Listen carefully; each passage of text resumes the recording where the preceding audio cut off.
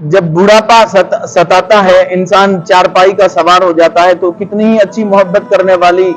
اولاد ہو، نیک صالح اولاد ہو، وہ بھی سب ہاتھ جھاڑ لیتی ہے، اس وقت کوئی ساتھ نہیں دیتا ہے، بلکہ جا جا کر کے دعائیں کرواتے ہیں کہ اب میرے والد صاحب کی، میرے دادا جان کی عمر کافی ہو چکی ہے، اب اللہ پاک سے دعا کریں تو ہمیں بھی چھٹکارا مل جائے۔ تو مصیبت سمجھنے لگتے ہیں اولاد، اس کے عزیز رشتہ دار، جس کے لیے وہ زندگی بھر محنت کرتا ہے، وہی ایک وقت آتا ہے کہ اس کو اپنے لیے بوجھ سمجھنے لگ جاتے ہیں اور مصیبت سمجھنے لگ جاتے ہیں۔ تو موت اس اعتبار سے بھی ایک نعمت ہے۔ اور پھر یہ کہ ہمیشہ کی زندگی کی طرف جانے کے لیے موت ایک ذریعہ ہے، جس کے ذریعے انسان یہاں سے نجات پا کر کے ہمیشہ کی زندگی کی طرف چلا جاتا ہے، پھر وہاں کوئی موت نہیں ہے۔ کہ یہ جو عالم برزخ کی زندگی ہوتی ہے، قبر کی جی زندگی ہوتی ہے، یہ زندگی نہ تو دنیاوی زندگی کی طرح ہوتی ہے اور نہ آخرت کی زندگی کی طرح ہوتی ہے، بلکہ کچھ لوگ اس کو کہتے ہیں یہ ایک خواب کی سی زندگی ہوتی ہے۔ جیسے انسان خواب کی زندگی ہوتی ہے، اس کے بالکل خواب کی طرح بھی نہیں ہوتی، لیکن خواب کے قریب قریب زندگی ہوتی ہے۔ خواب میں بھی انسان کو بہت تکلیف محسوس ہوتی ہے، برا خواب دیکھ لیں تو ایک دم انسان کانپنے لگ جاتا ہے، لیکن خلیفہ پورے امت المسلمین کا خلیفہ ایک ہی رہ سکتا ہے، ایک ہی ہو سکتا ہے، کیونکہ دنیا بہت لمبی ہے اور اس کے اندر اسلام بہت پھیل چکا ہے۔ تو اب اس میں ایک مسئلہ آ جاتا ہے کہ خلیفے کا انتخاب کس طریقے سے ہو۔ خلیفۃ الرسول کا، جو نبی علیہ الصلوۃ والسلام کا خلیفہ بنے گا، اس کا انتخاب کس طریقے سے ہو۔ انبیاء کا انتخاب تو اللہ رب العزت فرمایا کرتے تھے، لیکن خلیفۃ الرسول کا انتخاب کس طریقے سے ہو۔ اعوذ باللہ من الشیطان الرجیم، بسم اللہ الرحمن الرحیم، وصلی اللہ علی النبی الکریم۔ کیف تکفرون باللہ وکنتم امواتا فاحیاکم۔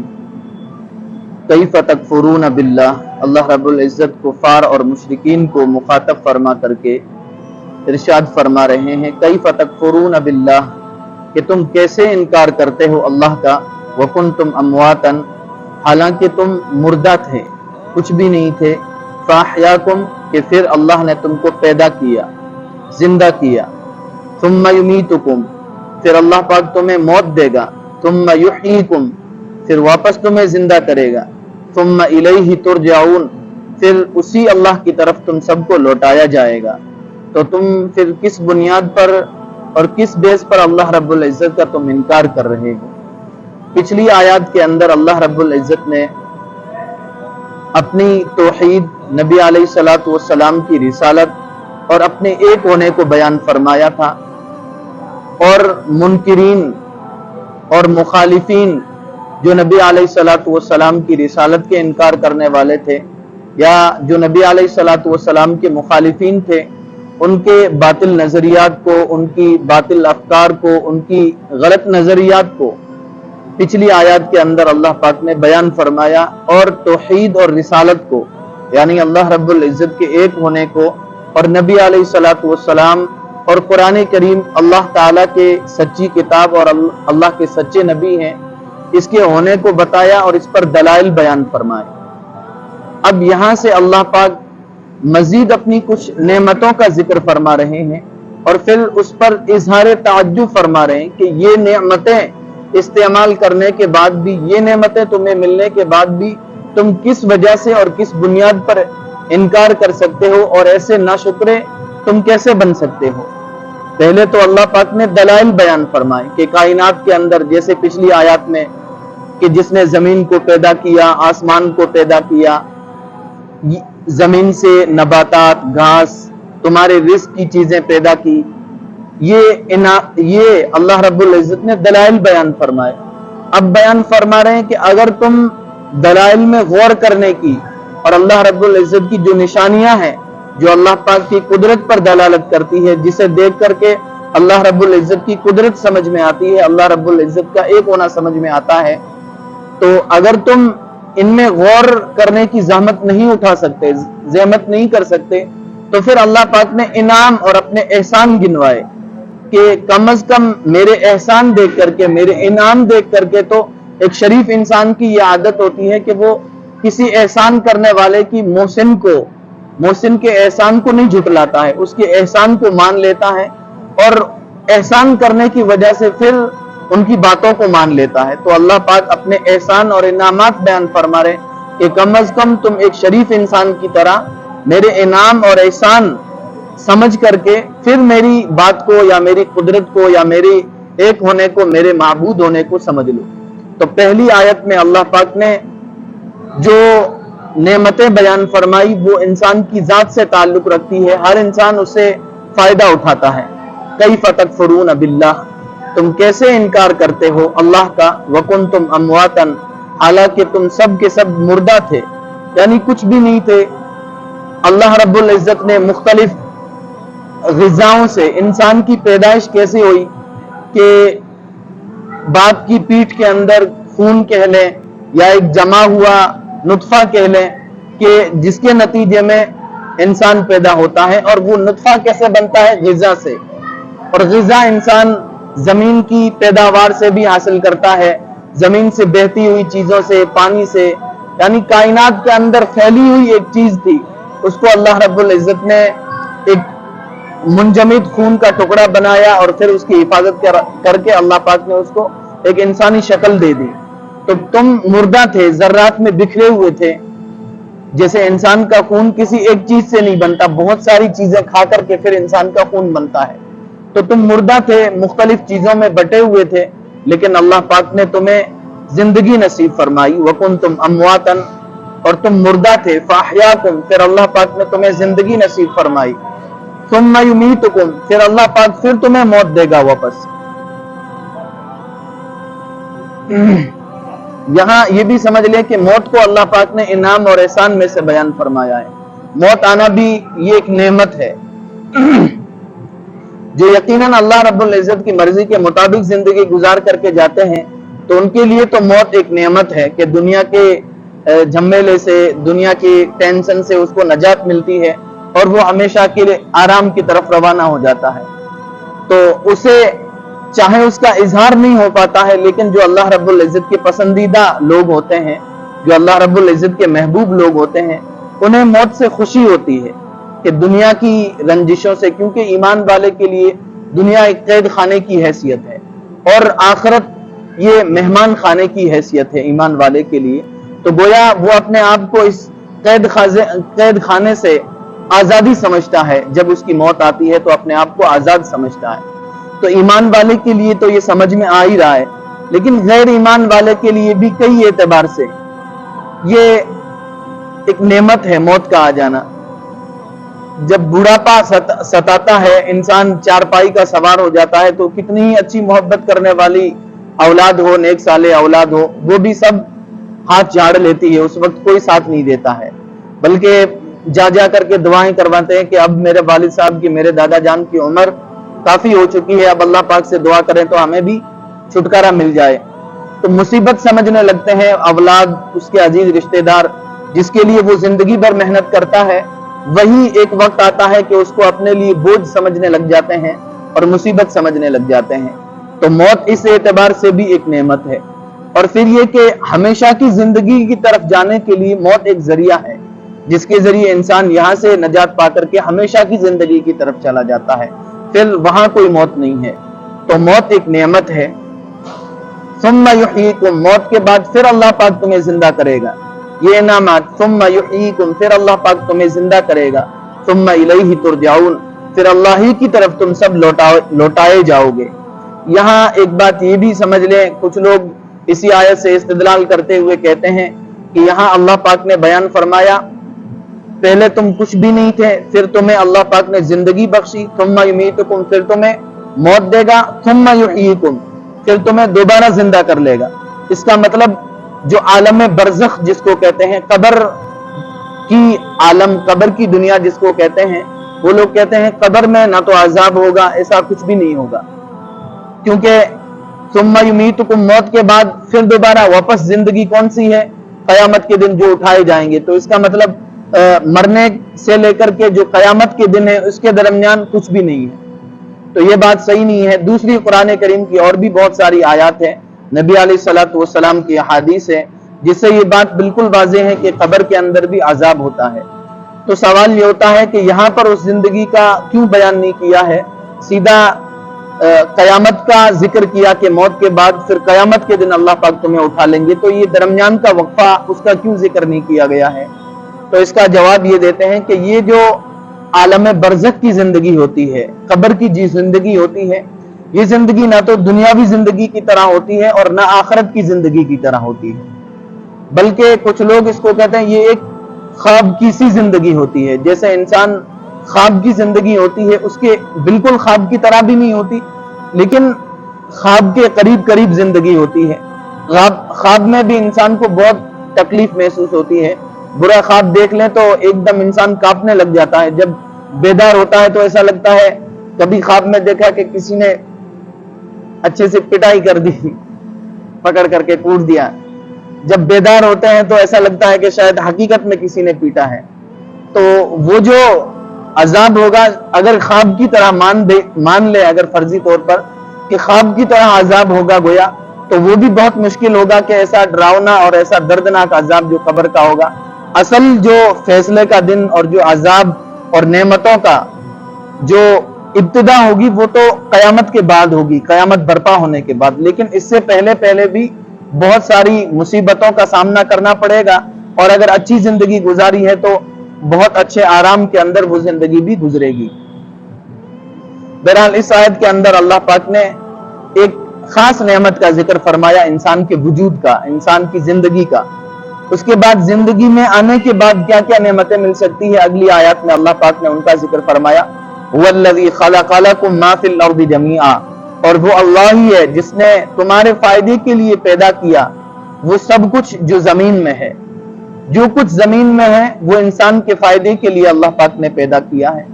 اس آیت سے یہ سمجھ میں نہیں آتا کہ جو کچھ اس دنیا کے اندر پیدا ہے تو وہ انسان کے فائدے کے لیے ہے، تو گویا ہر چیز جائز ہے۔ یہ صحیح نہیں ہے،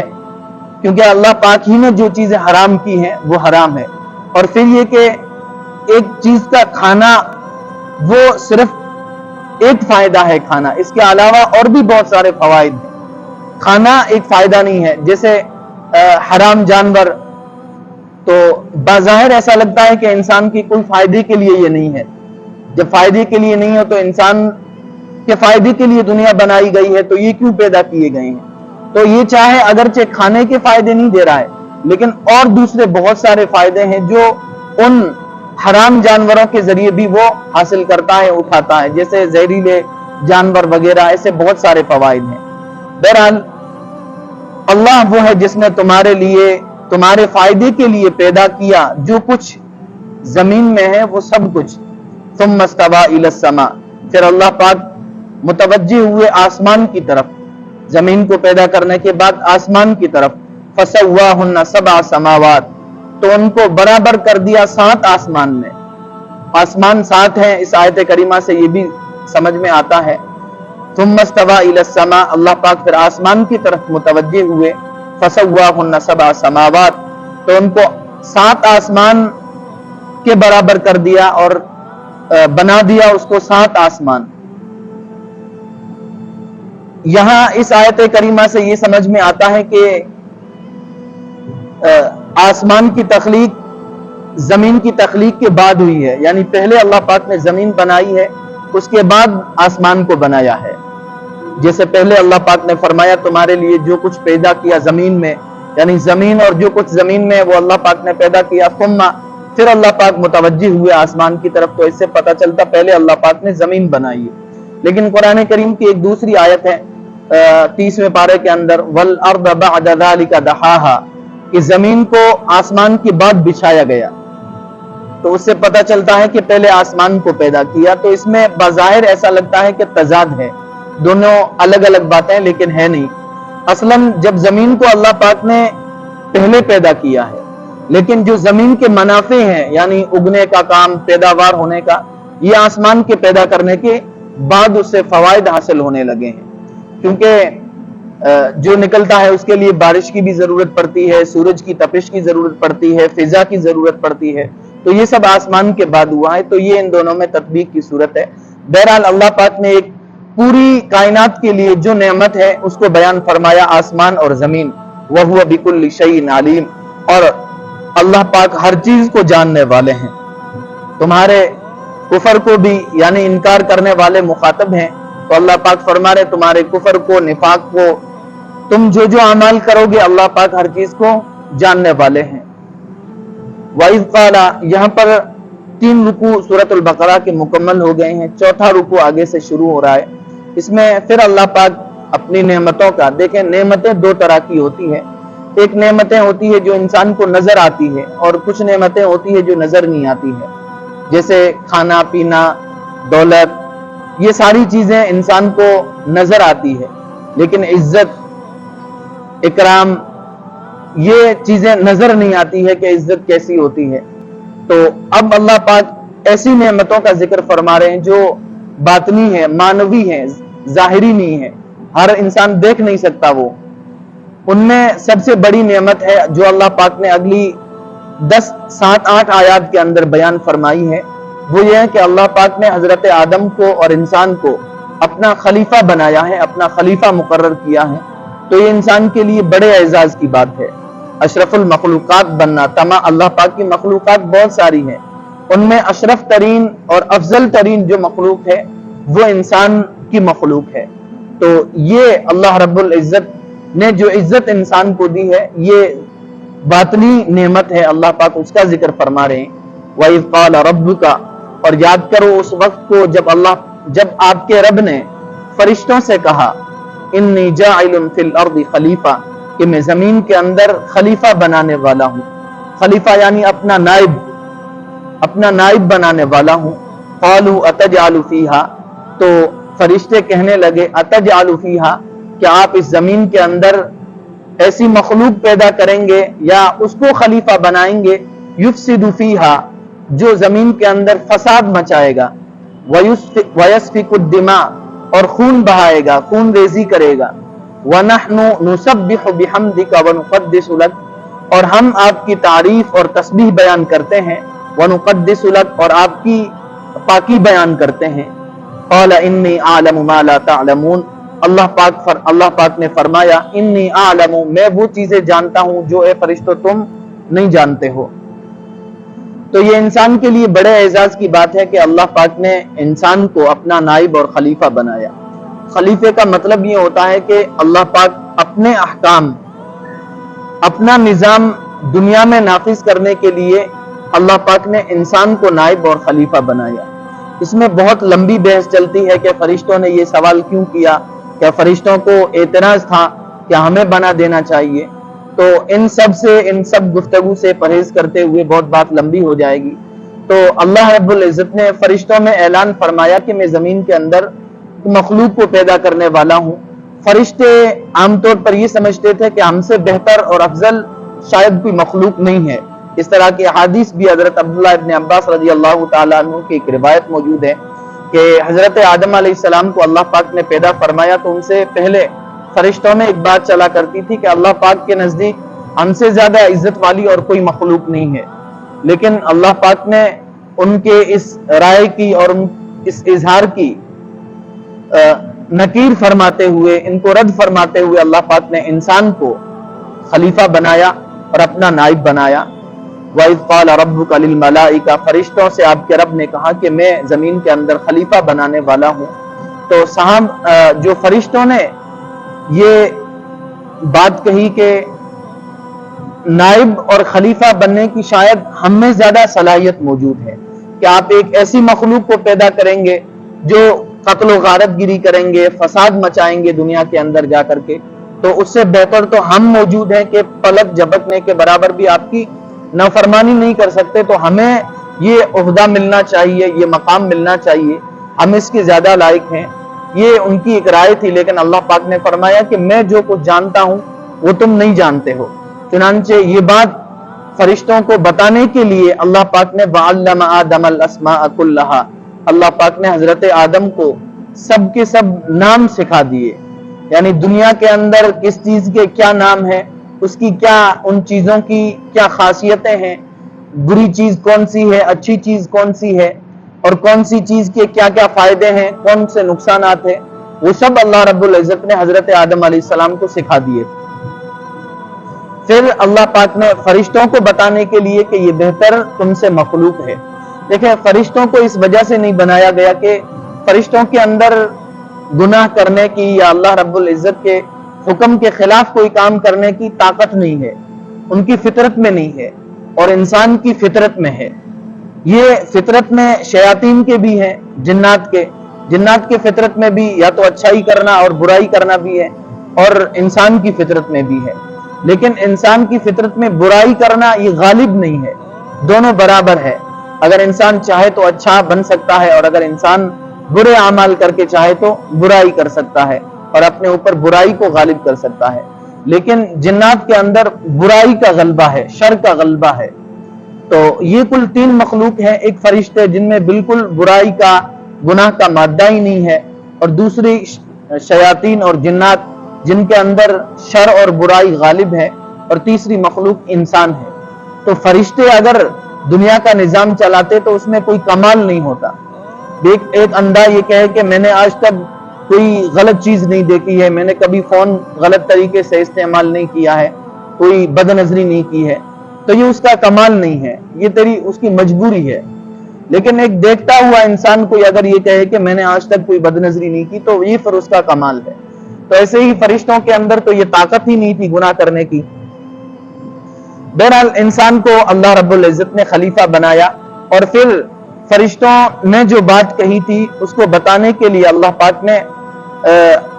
آدم علیہ السلام کو تمام کے تمام دنیا کی چیزوں کے نام اور اس کی خاصیتیں بیان فرما دی۔ وَعَلَّمَ آدَمَ الْأَسْمَاءَ كُلَّهَا، اور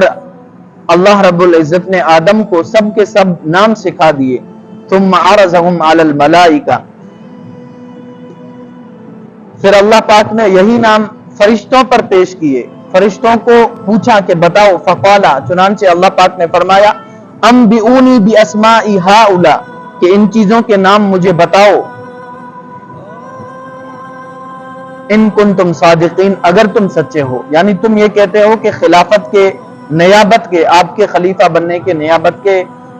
لائق ہم زیادہ ہیں بننے کے، تو پھر آپ یہ کریں کہ ان چیزوں کے آپ نام بتا دیں، لیکن فرشتے نہیں بتا سکے۔ قالوا، فرشتے کہنے لگے، سبحانک، آپ کی ذات پاک ہے، لا علم لنا، ہمیں تو کوئی علم نہیں ہے، الا ما علمتنا، مگر جو آپ نے ہمیں سکھایا ہے، جو آپ نے ہمیں علم دیا ہے ہم تو وہی جانتے ہیں، اس کے علاوہ اور کچھ نہیں جانتے، آپ کی ذات پاک ہے۔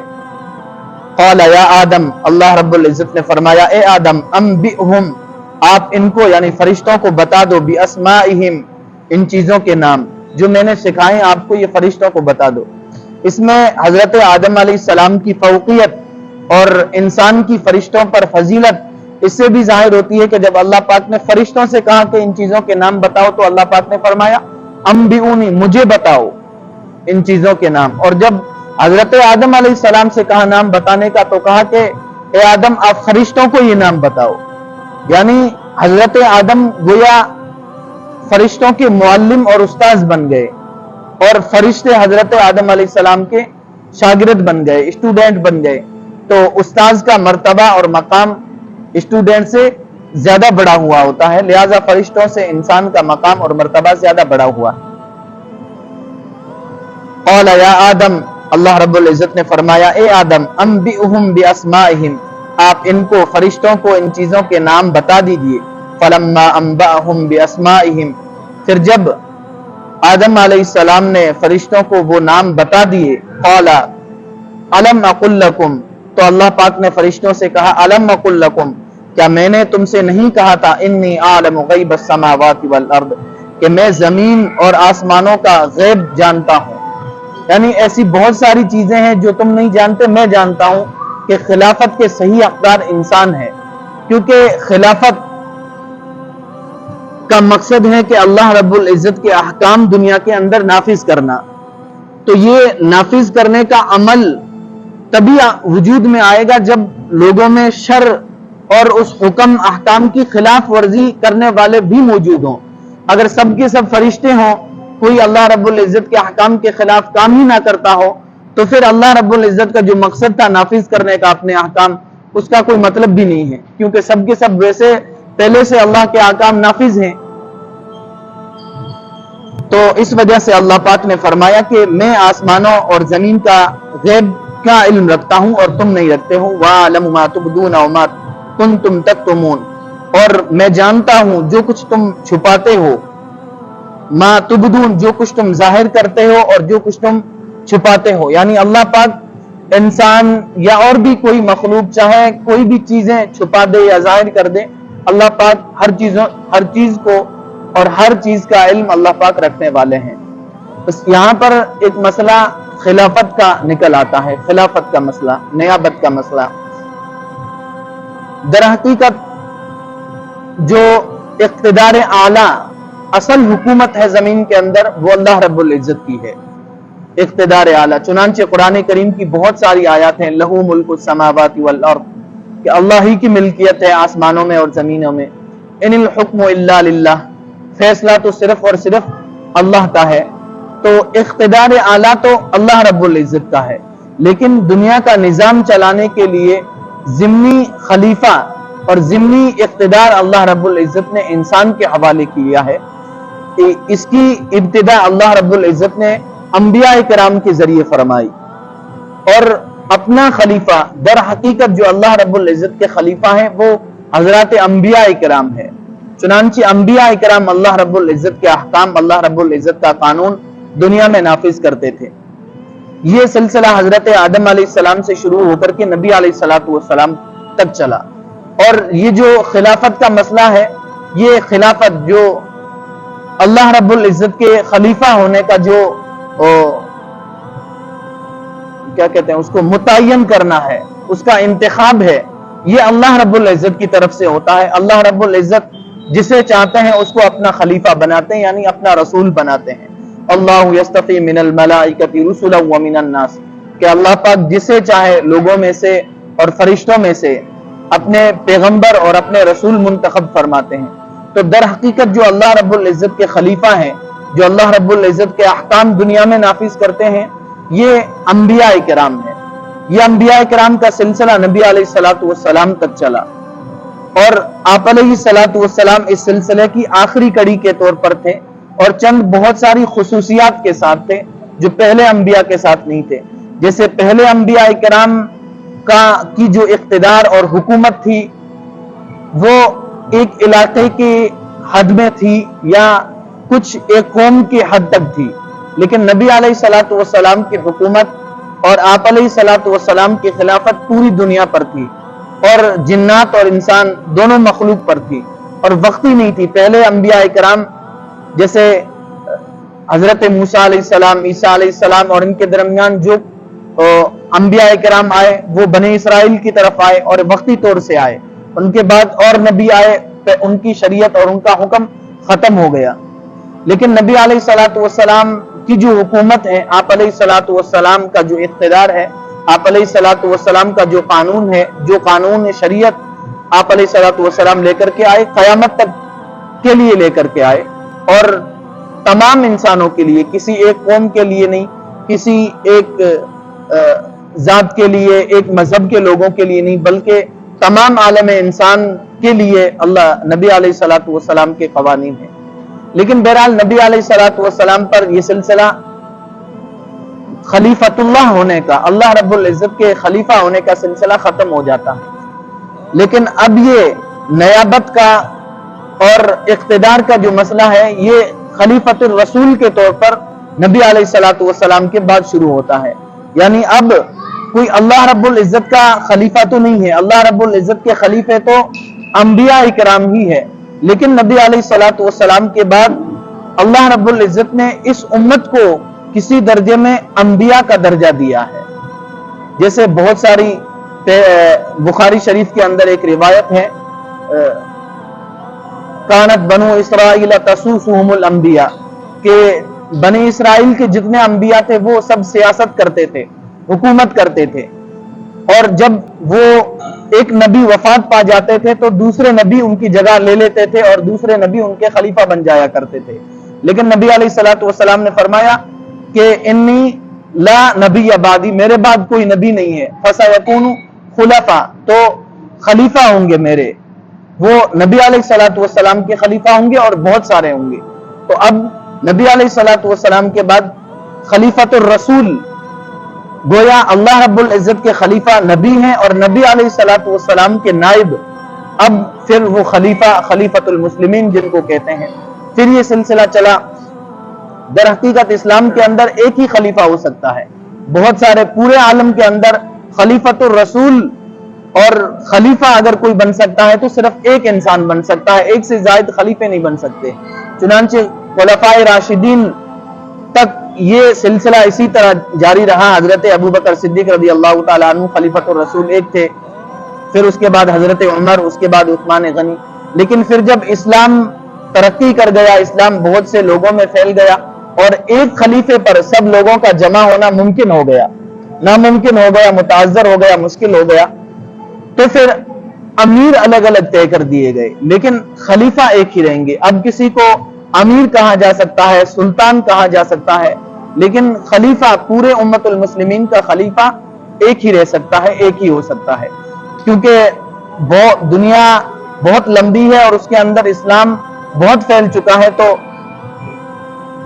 اب اس میں ایک مسئلہ آ جاتا ہے کہ خلیفے کا انتخاب کس طریقے سے ہو. خلیفۃ الرسول کا, جو نبی علیہ الصلوۃ والسلام کا خلیفہ بنے گا, اس کا انتخاب کس طریقے سے ہو. انبیاء کا انتخاب تو اللہ رب العزت فرمایا کرتے تھے, لیکن خلیفۃ الرسول کا انتخاب کس طریقے سے ہو. تو ایسی بہت ساری وَأَمْرُهُمْ شُورَى بَيْنَهُمْ قرآن کریم کی آیت ہے کہ ان کا معاملہ اور ان کا امیر شورا بینہم, ان کے درمیان مشورے سے ہوگا. یعنی جو اکثریت,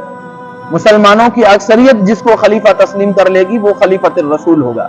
اور بھی بہت ساری آیات ہیں کہ اس امت کو نبی علیہ الصلوۃ والسلام نے انبیاء کا جو درجہ دیا ہے کچھ مقامات پر,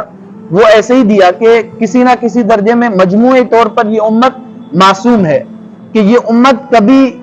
ایک ساتھ مجموعی طور پر کبھی ضلالت پر, لا تجمع امتی علی الضلالتی, کہ میری امت کبھی بھی گمراہی پر جمع نہیں ہو سکتی. پوری امت کسی مسئلے پر گمراہ ہو جائے یہ نہیں ہو سکتا. اسی وجہ سے اگر کسی ایک مسئلے پر پوری امت اجماع کر لے تو پھر وہ مرضی خدا بن جاتی ہے, حکم خدا بن جاتا ہے, گویا یہ اللہ رب العزت کا حکم ہے. اسی وجہ سے شریعت کے جو دلائل ہیں, قرآن, حدیث اور اس کے بعد اجماع امت کا اجماع, تو گویا یہ اللہ رب العزت کا حکم بن چکا ہے. تو اب اجماع امت ایک دلیل بن چکی ہے, مرضی اللہ رب العزت کی مرضی بن چکی ہے. تو اب مسلمانوں کا اجماع یعنی اکثریت مسلمانوں کی جس کا خلیفہ تسلیم کر لے گی وہ خلیفہ بن جائے گا. جمہوری, اب گویا ایک اسلامی شورا قائم ہو چکی ہے. خلفائے راشدین کے بعد جب دنیا میں اسلام پھیلا تو ایک اسلامی شورا بن چکی ہے, یعنی الگ الگ ممالک ہو سکتے ہیں, ایک خلیفے کے تحت سب جمع ہو سکتے ہیں, لیکن الگ الگ ریاستوں کے طور پر. تو اب ان میں حکم در حقیقت اس خلیفے کا ہوگا اور پھر الگ الگ اسمبلیاں ہوگی اور ان کے اندر الگ الگ قوانین نافذ ہوں گے, لیکن ان کے الگ ایک اصول ہے کہ کوئی بھی قانون وہ خلیفے کے حکم کی حد تجاوزی میں نہیں ہو سکتا, ایسے ہی قرآن اور حدیث کی حد تجاوزی سے بڑھ کر کے نہیں ہوگا. اس کے جو متبادل مغرب میں جو فلسفہ پیش کیا ہے وہ مغربی جمہوریت کو پیش کیا ہے. مغربی جمہوریت, اس میں بھی یہی ہوتا ہے کہ ایک جمہوریت ہے کہ اس کے خلاف کوئی بھی ملک کچھ بھی نہیں کر سکتا. اپنے اپنے اعتبار سے اپنے ملک میں وہ کچھ انہیں اختیارات بھی ہیں اور کچھ پابندیاں بھی ہیں کہ اس سے آگے نہیں کر سکتے. تو اسی کا ایک متبادل مغرب نے پیش کیا ہے, لیکن در حقیقت یہ ایک اسلامی شورا ہے. ان دونوں میں کیا فرق ہے؟ دیکھو, مغربی جو جمہوریت ہے اس میں فرق یہ ہے کہ کلی طور پر اختیار دے دیے جاتے ہیں, چاہے جس قانون کو نافذ کرے, چاہے تو قانون ہٹا کر کے دوسرا قانون نافذ کر دے, الگ الگ طور پر ہر ملک کو اختیار ہے. لیکن جو اسلامی شورا ہے اس کے اندر کسی کو قرآن اور احادیث سے, شریعت سے متجاوز ہو کر کے قانون سازی کا, کوئی قانون بنانا یا قانون سازی کرنا, یہ ان کو اختیار نہیں ہوتا ہے. اور پھر یہ کہ جو جمہوری مغربی جمہوریت جو ہے اس میں ممبرشپ کے لیے, اس اسمبلی کا ممبر بننے کے لیے کوئی اصول اور کوئی قوانین بھی نہیں ہے. لیکن جو اسلامی شورا ہے اس میں ممبر کے لیے بھی, ممبرشپ کے لیے, ممبر بننے کے لیے بھی بہت سارے اصول اور قوانین ہیں. اور نیا قانون بنانے کے لیے بہت سارے اصول اور قوانین ہیں، اور کسی کو اگر امیر منتخب کرنا ہے تو اس کے بھی بہت سارے اصول اور قوانین ہیں۔ بہرحال یہ پورا ٹائم، بہرحال یہ اسلامی جمہور، یہ مغربی جمہوریت، یہ اسلامی شورا کا متبادل پیش کیا گیا ہے تاکہ لوگ اسلام سے ہٹ جائے، کسی نہ کسی درجے میں اسلام کا طریقہ نافذ نہ ہو سکے۔ اللہ پاک عمل کی توفیق نصیب۔